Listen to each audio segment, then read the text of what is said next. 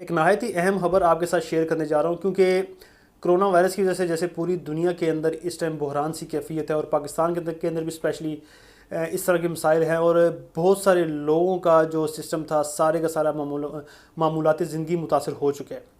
तो school college के हवाले से वज़ीर तालीम शफ़क़त महमूद की ज़ेर सदारत सुबह के वज़ीर तालीम ने शिरकत की।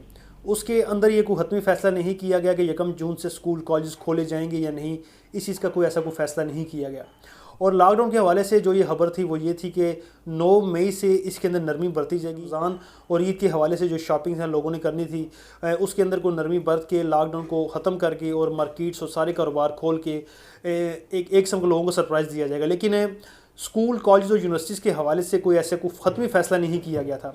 तो आज वज़ीर-ए-आज़म इमरान खान की ज़ेर सदारत एक इजलास हुआ, राब्ता कमेटी का इजलास हुआ। उस राब्ता कमेटी के इजलास के बाद जहाँ उसके दीगर जो पहलू जो सामने आए और उसका जो रिज़ल्ट था वो सामने आया और वज़ीर-ए-आज़म इमरान खान ने भी तमाम चीज़ों को क्लियर किया और ये कन्फर्म किया कि 9 मई से लॉकडाउन ख़त्म किया जा रहा है। उससे तमाम जितना भी कारोबार था उसको खोला जाएगा, ट्रांसपोर्ट ओपन की जाएगी, जितने भी लोग जो इस टाइम बेरोज़गारी का शिकार थे वो तमाम सी कैफियत ख़त्म हो जाएगी। स्कूल एंड कॉलेज के हवाले से कोई हतमी फ़ैसला नहीं किया गया था, लेकिन आज उसका फ़ैसला हो चुका है। उसमें 2 चीज़ें कन्फर्म हुई हैं। एक तो ये कि तमाम स्कूल एंड कॉलेज जो पूरे पाकिस्तान के हैं, उसमें प्राइवेट हैं या सरकारी हैं, वो सारे के सारे 15 जुलाई से खोले जाएंगे। उनके अंदर किसी किस्म की कोई रियायत नहीं है कि उनको पहले खोलने की कुछ खबरें थी, उनको 15 जुलाई से खोला जाएगा।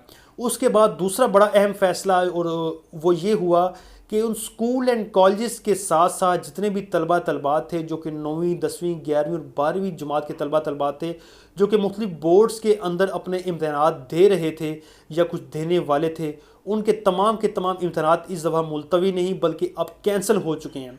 यानी कि उनके इम्तहानात अब 2020 के अंदर नहीं होंगे।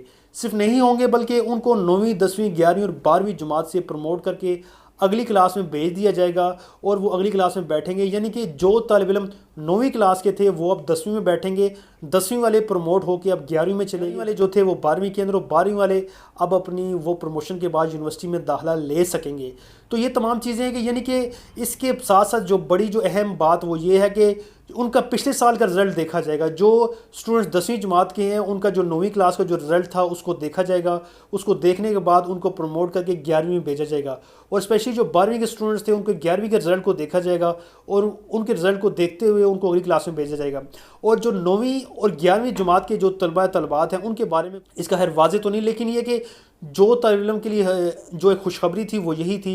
लेकिन इसके चांसेस यही हैं कि तमाम के तमाम स्टूडेंट्स को प्रमोट करके अगली क्लास में भेजा जाएगा उनके पिछले रिज़ल्ट के मुताबिक, उनकी ग्रेडिंग के मुताबिक। और साथ एक और चीज़ ये कि कुछ स्टूडेंट्स ने एग्ज़ाम्स कंबाइन दिए हुए थे, तो कंबाइंस का भी कोई ऐसा हतमी फ़ैसला अभी तक तो नहीं, लेकिन ये कि जो बज़ाहिर जो इतलात हैं वो यही हैं कि तमाम स्टूडेंट्स प्रमोट हो चुके हैं।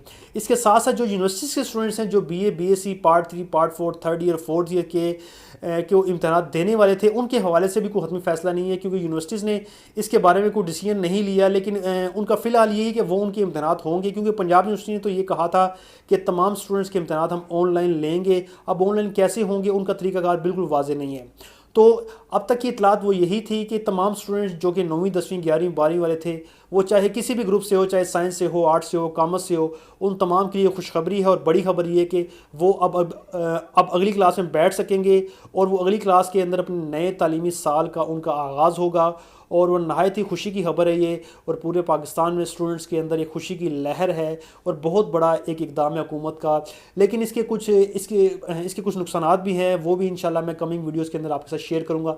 लेकिन इस वीडियो को एंड होने से पहले मेरी आपसे गुजारिश है कि आप इस चैनल को सब्सक्राइब करें और घंटी के निशान पर लाजमी क्लिक करें।